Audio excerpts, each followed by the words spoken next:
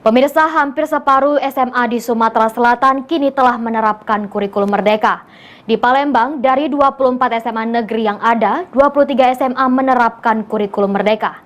Dengan tujuan untuk pemulihan pendidikan selama 2022 hingga 2024. Kurikulum merdeka yang saat ini mulai diterapkan di dunia pendidikan di Palembang merupakan program pergerakan percepatan. Di Palembang, dari 24 SMA negeri yang ada, 23 SMA telah menerapkan kurikulum merdeka dengan kategori merdeka berubah dan merdeka berbagi.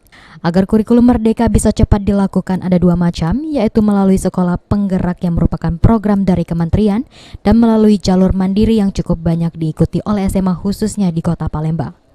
Dalam penerapan kurikulum merdeka ini sendiri ada perbedaan dengan kurikulum sebelumnya, khususnya dengan kurikulum K13.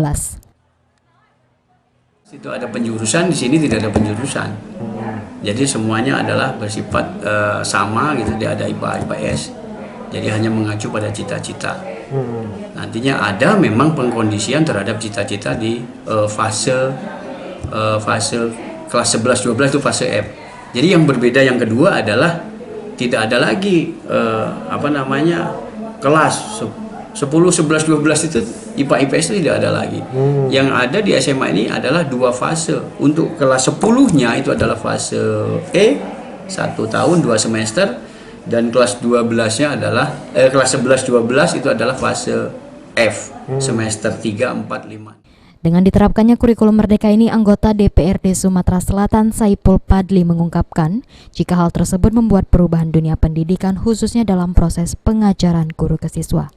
Oleh karenanya, Wakil Ketua Komisi 5 DPRD Sumatera Selatan ini berharap agar kurikulum merdeka tidak dipaksakan dan harus ada sekolah yang menjadi contoh. Harus program ini tidak langsung di generalis ke semua sekolah, makanya penting saya kira untuk melihat beberapa pilot project di beberapa sekolah, baru kita akan evaluasi ya apakah ini cocok atau tidak untuk di Sumatera Selatan. Ya, jadi kalau diterapkan langsung semuanya dan tanda kutip gagal seperti itu, makanya akan menjadi suatu. Dengan penerapan kurikulum merdeka, siswa dan guru harus bisa lebih kreatif dalam melakukan pendidikan.